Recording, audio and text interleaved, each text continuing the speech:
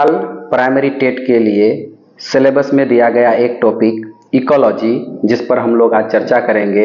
ये इकोलॉजी का चैप्टर आपको 9 क्लास के वेस्ट बंगाल बोर्ड में आपको मिल जाएगा।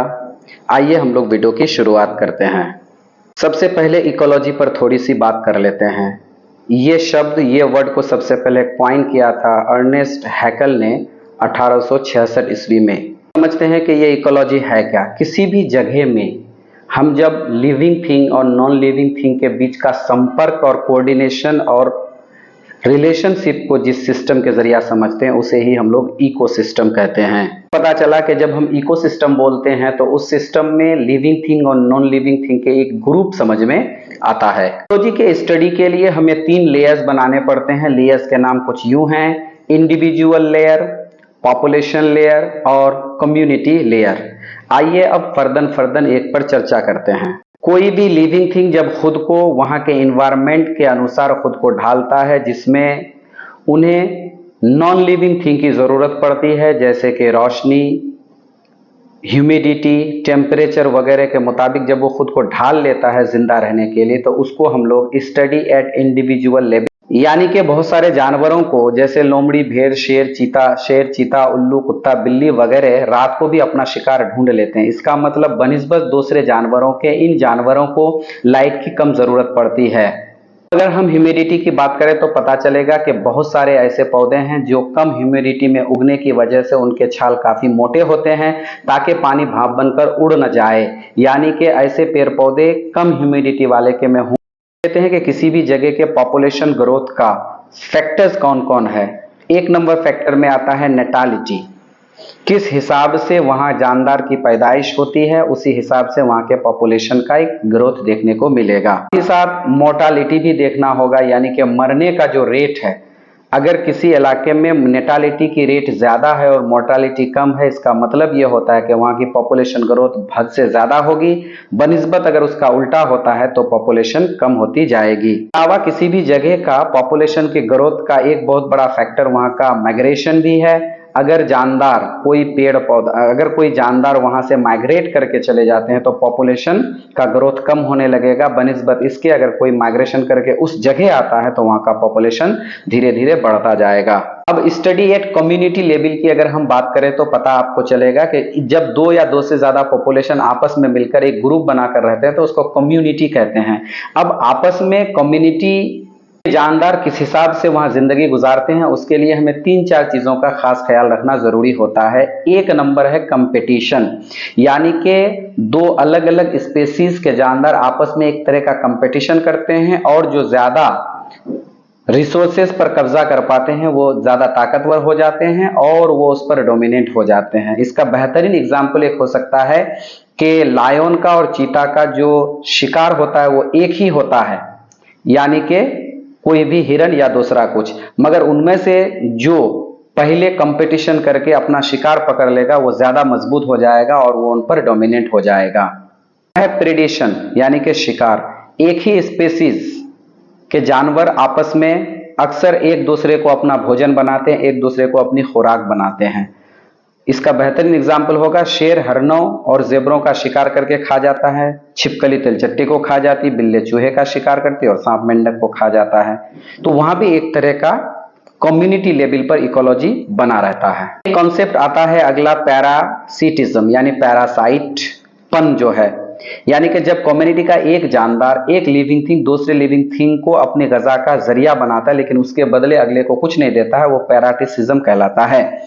और उसका एक बेहतरीन एग्जाम्पल हो जाएगा टेपवर्म, जो इंसान की छोटी आंत में रहता है और वहां से अपना खाना खुराक हासिल करता है। अब ऐसी हालत में उस टेपवर्म को गेस्ट कहा जाता है और जिस इंसान के अतरी में वो चीज होता है उसको होस्ट कहा जाता है। और अगर हम लोग पेड़ पौधों से एक मिसाल लेना चाहे तो उसका एक अमरलता यानी कसकट्टा बहुत ही बेहतरीन तरह का एग्जाम्पल होगा, जो बेल के किसी पौधे या दरख्त से लिपटकर अपनी गजा वहीं से हासिल करती है। एक होता है सिम्बायोटिक यानी कॉपरेशन, जब किसी कम्युनिटी का 2 जानदार एक दूसरे के साथ मिलजुल कर रहते हैं और खाना खाने के लिए एक दूसरे पर निर्भर करते हैं, एक दूसरे पर डिपेंड करते हैं, उसको सिम्बायोसिस कहते हैं, कॉपरेशन भी कहते हैं। इसका बेहतरीन एग्जांपल होगा लाइकिन। लाइकिन दो किस्म के पौधों के ग्रुप का नाम है, एक उसमें है एल्गी और एक है फंजी। अलगी और फंजी एक दूसरे के साथ मिलकर के एक दूसरे को खाना पहुंचाते हैं। और एक मिसाल बेहतरीन होगा मटर के पौधे के जड़ों में जो राइजोबियम नाम का बैक्टीरिया होता है, जो पेड़ पौधों को नाइट्रोजन फ्राहम करता है, जिसकी काफी उन्हें जरूरत होती है, और उसके बदले में राइजोबियम उस मटर के पौधे से खाना खुराक हासिल करता है। हम असल चीज की बात करेंगे कंपोनेंट्स ऑफ इकोसिस्टम, यानी कि इकोसिस्टम के कंपोनेंट्स। तो आप जैसा कि जानते हैं इनके दो कंपोनेंट्स हैं, एक अबायोटिक कंपोनेंट्स और ये बायोटिक कंपोनेंट्स। अबायोटिक का मतलब ही होता है नॉन लिविंग कंपोनेंट। किसी भी इकोसिस्टम में आप, जैसा कि मैं पहले बयान कर चुका हूं कि बायोटिक और नॉन बायोटिक के बीच का जो रिलेशनशिप जो स्टडी किया जाता है उसी को हम लोग इकोसिस्टम कहते हैं। तो अबायोटिक कंपोनेंट्स में आपको light, air, water, temperature, soil वगैरह मिल जाएगा। इस पर मैं समझता हूं कि ज्यादा चर्चा करने की कोई खास जरूरत नहीं है। एक जानदार के लिए ये तमाम अबायोटिक कंपोनेंट किस तरह मददगार साबित होता है, किस तरह हेल्पफुल होता है, ये आप बेहतर तौर पर जानते हैं। हर इंसान, हर जानदार को जीने के लिए लाइट, एयर, वाटर और टेम्परेचर की बेहद जरूरत होती है।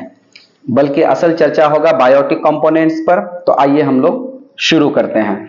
बायोटिक कंपोनेंट का मतलब इकोसिस्टम के जो जानदार लिविंग ऑर्गेनिजम्स होते हैं उसी को हम लोग बायोटिक कंपोनेंट्स कहते हैं। अगर बायोटिक कंपोनेंट्स की हम बात करें और उनके खाने के एतबार से उनको अगर डिवीजन करना चाहें, खाना बनाने के लिहाज से और खाना खाने के लिहाज से, तो उनको हम तीन हिस्सों में बांट सकते हैं। Number 1 producer, number 2 consumer, number 3 decomposer. आइए अब हम अलग अलग करके एक एक का चर्चा करते हैं। तो शुरू करते हैं प्रोड्यूसर। सिस्टम के वो बायोटिक कंपोनेंट जो अपनी ग़िज़ा, अपना भोजन, अपना न्यूट्रिशन खुद तैयार करते हैं उन्हें हम प्रोड्यूसर कहते हैं। और जैसा कि आप जानते हैं कि हरे ग्रीन प्लांट्स ही अपनी ग़िज़ा खुद तैयार कर पाते हैं, इसको और एक नाम से ऑटोट्रॉफ्स भी कहते हैं।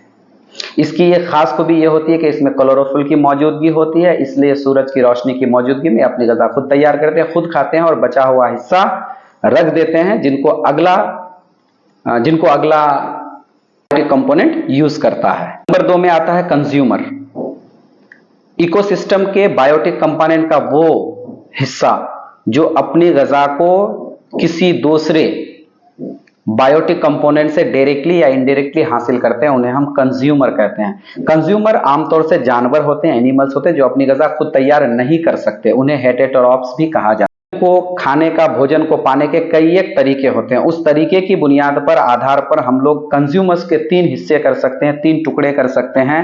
Number 1 primary consumer, number 2 secondary consumer, number 3 tertiary consumer. आइए अब फर्दन एक पर बात करते हैं। सबसे पहले शुरू करते हैं प्राइमरी कंज्यूमर। ये वो तमाम जानवर हैं जो डायरेक्टली किसी पेड़ पौधे यानी ऑटोट्रॉफ से अपनी ग़िज़ा हासिल करते हैं। ऐसे जानवर जेनरली हर्बीवोरस होते हैं, यानी कि प्राइमरी कंज्यूमर जो होते हैं वो हर्बीवोरस होते हैं, यानी कि डायरेक्टली पेड़ पौधों से अपना ग़िज़ा हासिल करते हैं, इसलिए ये सब्जी खोर कहलाते हैं, यानी हर्बीवोरस भी कहा जाता है। एग्जाम्पल गाय, बकरी, हिरन, हाथी, घोड़ा, खरगोश, कीड़े मकोड़े वगैरह वगैरह होंगे। आते हैं सेकेंडरी कंज्यूमर।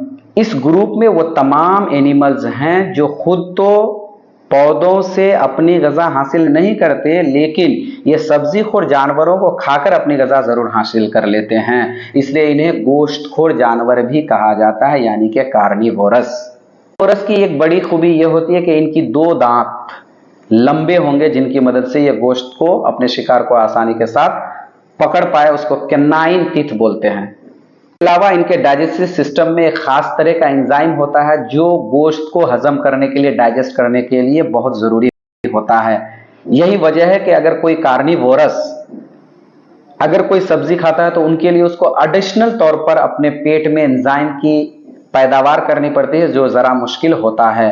यही वजह है कि कोई हर्बीवोरस यानी सब्जीखोर जानवर अगर कभी गोश्तखोर हो जाए या खा ले, कोई गोश्त, कोई मीट खा ले, तो उनको हजम करने में काफी दिक्कतें आती हैं। यानी कि अलमुख्तसर हम ये बात कह सकते हैं कि हर्बीवोरस का जो डाइजेस्टिव सिस्टम है कार्निवोरस के डाइजेस्टिव सिस्टम से जरा सा अलग होता है।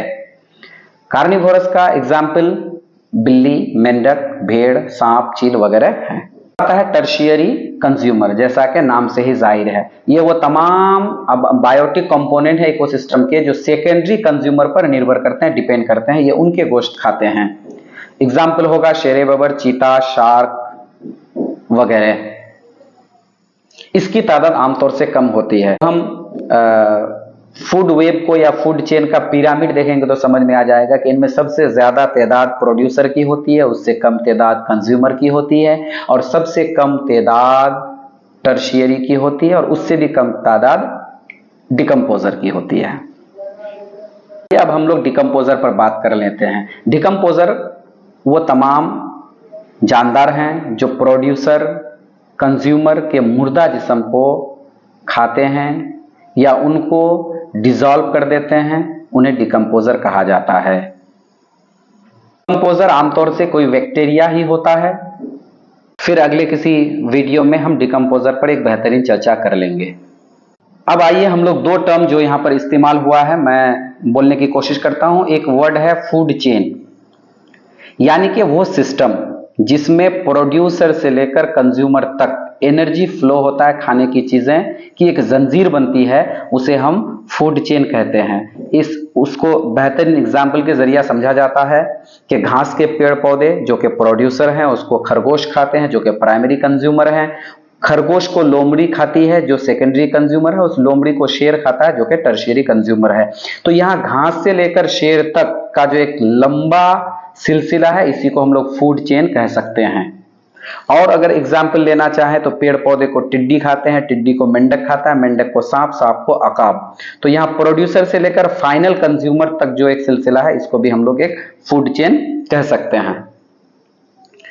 और फूड चेन के अलावा एक और टर्म यूज होता है अक्सर, फूड वेब, यानी कि ये भी फूड चेन के जैसा ही होता है, मगर जब किसी इकोसिस्टम में फूड और उसके खाने वालों के दरमियान बहुत सारी जंजीरें यानी बहुत सारे चेन आपस में उलझ जाते हैं, ऐसी हालत बनती है, उसको फूड वेब कहते हैं।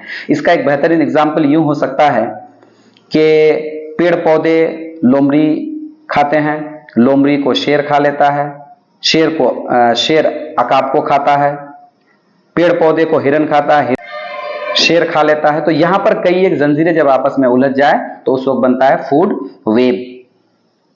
आता है इकोलॉजिकल पिरामिड, जैसा कि मैं पहले बयान कर चुका हूं, यानी कि एक तरह का पिरामिड होगा जो इकोसिस्टम के फूड चेन को मुख्तलिफ लेयर्स के जरिए उनकी तादाद